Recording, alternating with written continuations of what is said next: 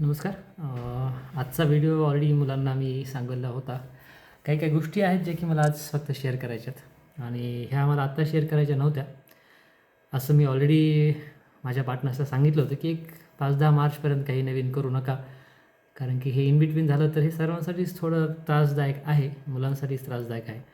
पण तरीही त्यांनी त्यांच्या टेस्टचं अनाउन्समेंट केलं.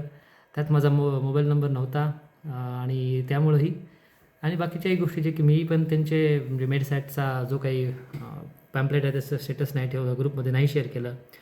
त्यामुळे मुलांना ऑलरेडी कळालं आणि मुलं तीच म्हणत होती की सर मग तुम्ही नेक्स्ट इयरला मेड-आय-टीमध्ये आहात किंवा नाही.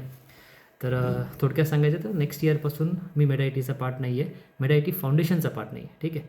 तसं 3 वर्षापूर्वी ऑलरेडी मी जेव्हा मेड-आय-टीसोबत पार्टनरशिप केली तेव्हा मेड-आय-टी इन्स्टिट्यूट म्हणून मी रजिस्टर केलं आहे.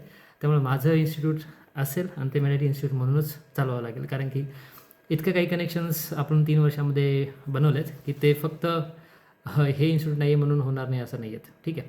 तर आत्ता मी थोडक्यात तुम्हाला फक्त ह्या व्हिडिओमध्ये हे सांगणार की मागच्या 3 वर्षात आपण मेड-आय-टी फाउंडेशनमध्ये मी काय काय केलं आहे. ठीक आहे. मी म्हणण्यापेक्षा मी पुढाकार घेऊन केला, त्या सगळ्यांचा सपोर्ट होताच. ठीक आहे. तर माझी स्टार्टिंग तशी 2013ला गेट क्वालिफाय झाल्याच्यानंतर झाली. ग्रॅज्युएट ॲप्टिट्यूड इन इंजिनिअरिंग ही मास्टर्ससाठी आहे. त्यावर मला स्कॉलरशिपसुद्धा भेटली किंवा 2013-15मध्ये माझं त्याच्यावर ICT मुंबईला ॲडमिशनही झालं. तिथं माझ्या त्या मार्कांच्या बेसिसवर ऑल इंडिया रँक जी 687 होती त्यावरून मला तिथे Padmashri G D Yadav sir guide भेटले. पद्मश्री जी डी यादव सरांना ऑलरेडी पद्मश्री पुरस्कार भेटला आहे 2016ला. ठीक आहे. त्याच्या आधी नव्हते पद्मश्री पण नंतर भेटले. ठीक आहे. तर म्हणजे मला सांगायला आनंद होतो की मुकेश अंबानी जी आमच्या कॉलेजचे आहेत. ठीक आहे. आम्ही स्वतः त्यांना जवळून पाहिले पण सिक्युरिटी प्रोटोकॉलने आम्ही कधी फोटो नाही काढू शकलो. Even R. A. माशेलकर जे की CSRचे डायरेक्टर जनरल होते तेही आमच्या कॉलेजचेच अलुमनी आहेत. आणि even doctor G D Yadav sir पण जे आहेत जे व्हाईस चान्सलर होते ते पण इंडियाच्या वेगवेगळ्या सायंटिफिक बॉडीवर आहेत. जर तुम्ही सर्च केलं तर तुम्हाला ते किती मोठे पर्सन आहेत ते कळेल. 2017ला मी UGC नेट क्वालिफाय केलं. त्यानंतर मग 2019-23मध्ये मी UPSCचं ऑप्शनलची टीचिंग चालू केली आणि त्यात 2023मध्ये सगळ्यात हायेस्ट रँक आपल्याला रिझल्ट भेटला माझ्या क्लासेसचा, जो की स्मृती मिश्रा रँक 4 आहे. ठीक आहे. तर ती UPSCमध्ये 4था रँक ते झाला होता. त्या UPSC झुलॉजीवर मागच्या 2-3 वर्षात 2019 ते 21-22पर्यंत जवळपास 17 बुक्स मी बनवलेत. त्यातले 4 बुक्स Amazonवर सुद्धा आहेत. तुम्ही सर्च केलं तरी तुम्हाला सापडतील. तर हा जो डेटा आणि हा जो बायोडेटा आणि हे जे काही माझं चाललं होतं त्या बेसिसवरच मला मेड-आय-टी फाउंडेशनकडनं 2023ला पार्टनरशिप ऑफर झाली. जेव्हाही मी आलो मी सर्चमध्ये होतोच कुठे ना तरी एंटर करण्याच्या आधी आणि जेव्हा मी एंटर केलं तेव्हा मी याच बेसिसवर केलं की will form a partnership.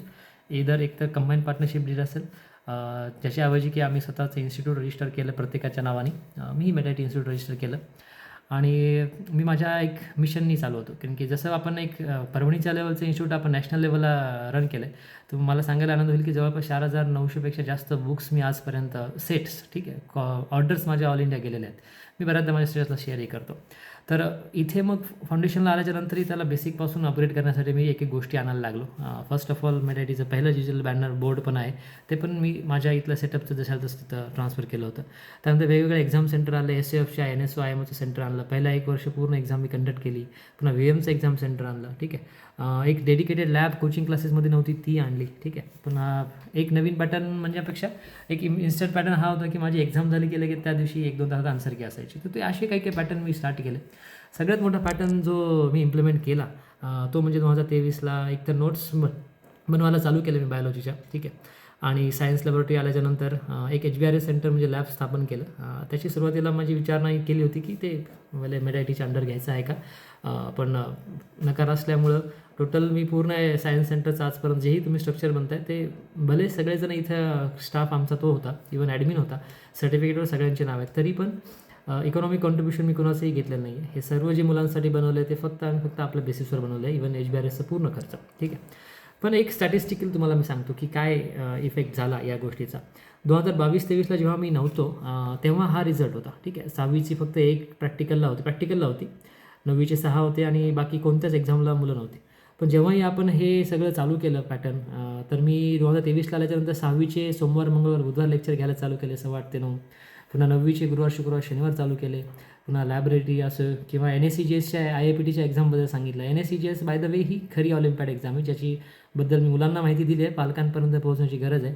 NSO IMA ह्या सगळं पैशासाठी आणि सर्टिफिकेटसाठी देणारे प्रायव्हेट ऑर्गनायझेशन्स आहेत. ठीक आहे. इव्हन क्लासमध्ये जरी टॉपर आले तरी 3 जणांनाही गोल्ड मेडल भेटतं, अशी NSO IMA एक्झाम आहे. ठीक आहे. पण VVMचे सुद्धा आणलं. आणि त्या वर्षीच्या मग ह्या कॉम्पिटिटिव्ह एक्झाम, कारण की मी ऑलरेडी गेट क्वालिफाईड आहे, ऑलरेडी नेट क्वालिफाईड आहे, ऑलरेडी MTech आहे चांगला, तर मला कॉम्पिटिटिव्ह एक्झाममध्ये नेहमीच इंटरेस्ट आहे. आणि ह्याच मुलांना कशा फायद्यात ठरतात तेही एका स्लाईडमध्ये तुम्हाला दाखवतो. तर जसेही ते लेक्चर्स चालू केले त्या वर्षीपासून रिझल्ट बघा. हा तुम्ही वरचा कम्पेअर करा आणि इथून बघा. त्या दिवशीपासून साहजिक या सगळ्या सब्जेक्टचं क्रेडिट मला नाही आहे, पण इवन काही सब्जेक्टचा प्रॉब्लेम होता, जो की बेसिकपासून काही सब्जेक्टचा प्रॉब्लेम होता, तर त्याचं काही सब्जेक्ट मी स्वतः इथं प्रिपेअर करून घेतलं. इव्हन ऑलमोस्ट सगळं केमिस्ट्री, सगळं बायोलॉजी तर मीच घेतलेलं इथं, आणि हे मुलांना माहिती आहे बाय द वे. ठीक आहे. तर त्याचे रिझल्ट्स असे आले की डायरेक्ट 6वीचे 13, पुन्हा डायरेक्ट 9वीचे 8, पुन्हा ते 6वीचे नेक्स्ट इयरला 20, नंतर 13, यावर्षी तर 6वीचे 18 आणि इव्हन 9वीचे 20पर्यंत असे रिझल्ट आले. म्हणजे ते एक स्काय रॉकेटिंग जम्प. ठीक आहे. कित्येक पट हे रिझल्ट आलेले आहेत. NCERTच्या VVMमध्ये जो कोणी नव्हता, पहिल्या वर्षीच एक स्टेट लेवलला गेली आपली, नंतर 3 गेले, त्यातला एक IIT कानपूर नॅशनल लेवलला सुद्धा जाऊन आला. यावर्षी जवळपास 29 सेकंड लेवलला गेले. म्हणजे रेकॉर्ड ब्रेक रिझल्ट. म्हणजे मुलांची खरंच कॅपॅसिटी आहे, मुलांना फक्त करून घ्यायचं गरजेचं होतं. पण हे करून घेण्यासाठी मग मी वेगवेगळ्या प्रकारे मग त्यांच्या टेस्ट सिरीज आणि जे काही स्टडी आवर्सचे सेशन केले, डाऊट सेशन केले प्रत्येक विषयाचे, 6वी म्हणजे सायन्सचे पूर्ण. ठीक आहे. त्यांच्या मॉक टेस्टसुद्धा घेतल्या, जे की आधी मला घ्यायचं होतं, पण मला पूर्ण विरोध होता सायन्सच्या या कोणत्याही गोष्टीसाठी आजपर्यंत नेहमीच विरोध आलेला आहे. तरी मी करत गेलो आणि मुलांचा रिझल्ट येत गेला. ठीक आहे. मग त्या सेशनला मुलं आले, अभ्यासाला येत गेली स्वतःच, आणि ही सगळी टॉप मुलं क्रीम आहेत. ठीक आहे. इव्हन जी मुलं प्रॅक्टिकलला इथे यायची ती नेक्स्ट इयरला 7वीला तिकडे यायची, कारण की त्यांना 6वीचं ते प्रॅक्टिकल सेशन खूप आवडायचं. एवढंच नाही की मुलांना मग इथून होमवर्कच्या एक्झामला घेऊन जाणं, जे की बऱ्याच जणांना त्यालाही विरोध होता की कशाला, आपलं ते काम नाही आहे. पण मलाच आवडायचं मुलांसोबत इंटरॅक्ट होण्यासाठी. एवढंच नाही तर मग मुलांचा सत्कार करण्यासाठी वेगवेगळे हे बघा, म्हणजे एका वर्षीचेच फक्त 6वीचे मुलं आहेत आणि ही 9वीचे मुलं आहेत. म्हणजे रिझल्ट यावर्षी 110 मुलांनी प्रॅक्टिकल्स केलेत. नाही तिथून गावाहून आले. यावर्षी प्रॅक्टिकलला तर प्रोजेक्टला तर मुंबई, सांगली, सातारा, धुळे, रत्नागिरीवरनं मुले आहेत आपले. ठीक आहे. त्याचे बॅनर लागेल लवकरच आपलं. तर हे असे वेगवेगळे प्रोजेक्ट घेतले, आपण कॉम्पिटिशन घेतले, सगळे बक्षीस सत्कारंभ घेतला. त्यांनी मुलांचं साहजिक आहे सायन्समधला इंटरेस्ट वाचला.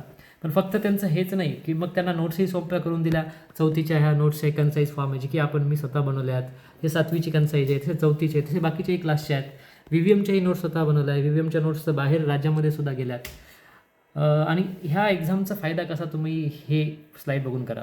यावर्षी जो आमचा रिझल्ट लागला JEE मेन्सचा, तिथं जे टॉपर आहेत ना, आदित्य खाकरे, सिद्धांत सूर्यवंशी, श्रेयस गायकवाड, सिद्धी हरळी, हे सगळे होमबाबाच्या प्रॅक्टिकलला होते.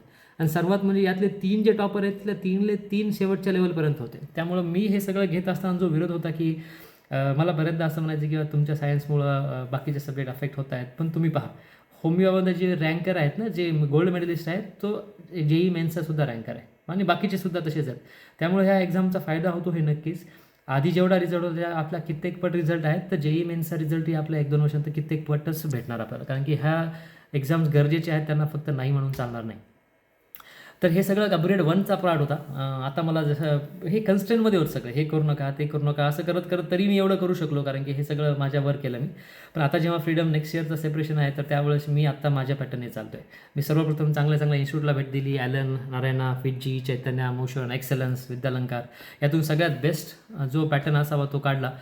तर त्यामुळे तो पॅटर्न असा असायला हवा की 5वीला कोणत्या एक्झामचं प्रिपरेशन करायला हवं, पुन्हा 6वी 7वीला काय असावं, आणि 8वीचं काय ट्रान्झिशन इयर आहे, 9वी 10वीला काय असावं, हे सगळं काढलं. तर थोडक्यात 5वी ते 9वीसाठी हा पॅटर्न पाहिजे की आपल्याला NSO IMO तो घ्यावंच लागतील, होमबाबा तर घ्यावंच लागेल, पण NSCGS आणि IOQM फोकस पाहिजे. ठीक आहे. तर